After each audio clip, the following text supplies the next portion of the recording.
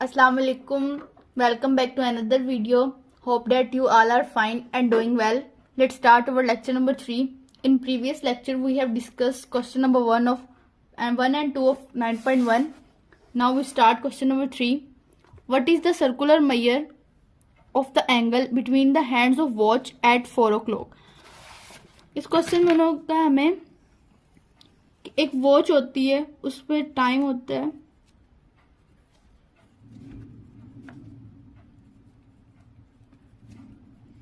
उनके जब 4 o'clock होते हैं तो एंगल पे जो एंगल वॉच पर एंगल बनता है हमें उसमें आपने हमें बताना है। तो सबसे पहले जैसे हम जानते हैं कि एक रोटेशन जो होती है मतलब एक चक्कर जब कोऑर्डिनेट्स में एक सर्कल मतलब एक रोटेशन कंप्लीट होती है तो वो 360 के इक्वल होती है, मीन्स के 2 पाई के इक्वल। सबसे पहले हम लिख लेते हैं total angle turn for 12 hours. अब आप कह रहे होंगे कि हम यहाँ 24 आवर्स क्यों नहीं लिख रहे।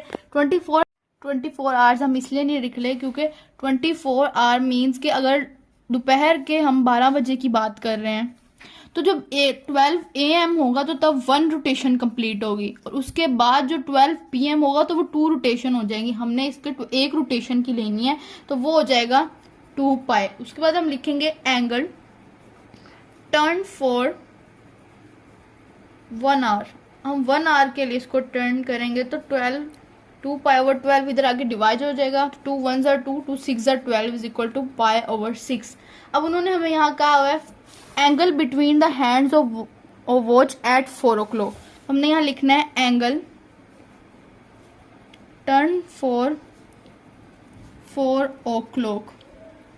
हम इसको 4 से मल्टीप्लाई कर देंगे। 2 2s are 4, 2 3s are 6, 2 pi by 3। तो जब हमारा 4 बजेगा मतलब क्लॉक पे 4 o'clock होगा तो जो हमारा एंगल बनेगा वो होगा 2 pi by 3। Now we will discuss question number 4। Find theta when L is equal to 1.5 centimetre and R is equal to 2.5 centimetre.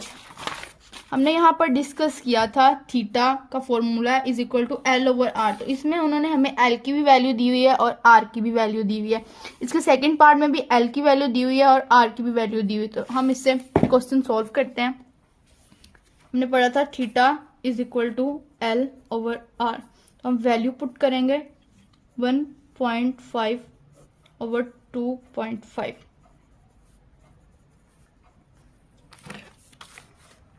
1.5 over 2.5 theta is equal to 0.6 radian. Next हम इसके part number 2 पे चल जाते हैं। L हमारे पास है 3.2 और R है हमारे पास 2। 3.2 divided by 2 is equal to 1.6। Theta is equal to 1.6 radian. Next we will discuss question number 5। Find L when theta is equal to pi radian and R is equal to 6 centimetre. तो हम सबसे पहले इसका part 1 करते हैं।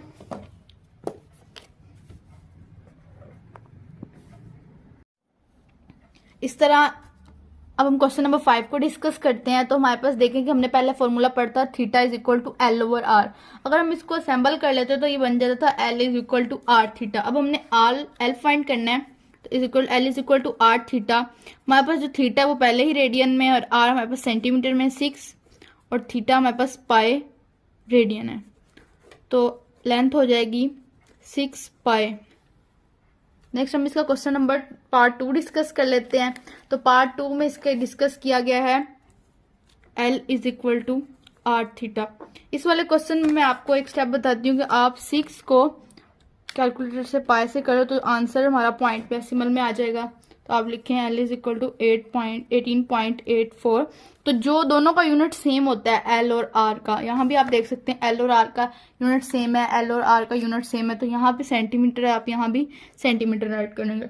अब हमने पीछे पढ़ा था कि जो थीटा है वो हमेशा रेडियन में होना चाहिए। यहाँ भी हमने थीटा रेडियन में निकाला, यहाँ भी थीटा हमने रेडियन में निकाला और यहाँ भी हमारा जो थीटा है वो रेडियन में। अब यहाँ पे हमारे पास डिग्री में है और मिनट में है तो हम इसको सबसे पहले चेंज करेंगे रेडियन में। तो theta is equal to 65 degree 20 minutes. तो सबसे पहले हम इसको कर लेंगे मिनट को डिग्री में change.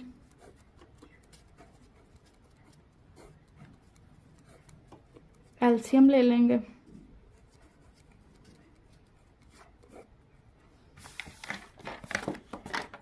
Is equal to 196/3 degree. अब हम इस डिग्री में ले आए, इसको रेडियन में लाना होगा।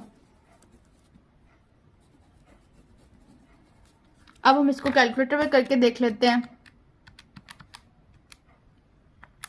196/3 मल्टीप्लाई पाई ओवर 180। अब इसका आंसर हमारे पास आ गया है 49/135 पाई। अब हमारे पास आ गया है किसकी, थीटा की वैल्यू रेडियन में। अब हम इसका फॉर्मूला लगाएंगे। तो आर हमारे पास है 18 और ये हमारे पास 49/135 पाई रेडियन। तो इसका आंसर आ जाएगा 20.52। अब देखिए हमारे पास आर का यूनिट मिलीमीटर में है, तो हम एल का यूनिट भी मिलीमीटर में रखेंगे। That's all. अब हम डिस्कस करते हैं क्वेश्चन नंबर 6।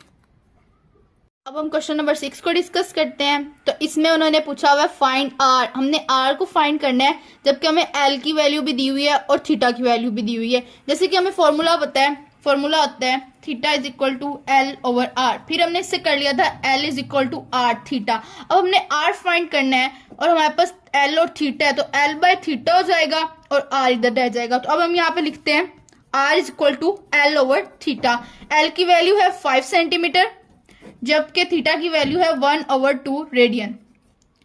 ये रेसिप्रोकल हम इसका लेंगे तो 2 ऊपर चला जाएगा और 1 नीचे आ जाएगा, तो 5 2 10। अब एल का यूनिट क्या है, सेंटीमीटर, तो हम आर का यूनिट भी क्या लिखेंगे, सेंटीमीटर। अब हम इसका पार्ट 2 देख लेते हैं। तो इसमें लेंथ है L is equal to 56 centimetre, जबकि जो थीटा है वो है 45 डिग्री। अब देखें फिर ये क्वेश्चन नंबर 5 के पार्ट 2 की तरह सिमिलर है। सबसे पहले हम थीटा को रेडियन में कन्वर्ट करेंगे।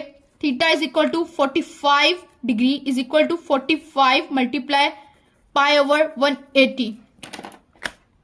45 मल्टीप्लाई शिफ्ट पाई ओवर 180। तो क्या आंसर आ गया, 45 आंसर आ गया पाई ओवर 4 रेडियन। अब हमने फॉर्मूला भी देखा था R is equal to L over theta. Next L की वैल्यू है 56 सेंटीमीटर, जबकि थीटा की वैल्यू है पाई ओवर 4। तो ये 56 मल्टीप्लाई 4 ओवर पाई, 56 मल्टीप्लाई 4 ओवर पाई, 56 मल्टीप्लाई,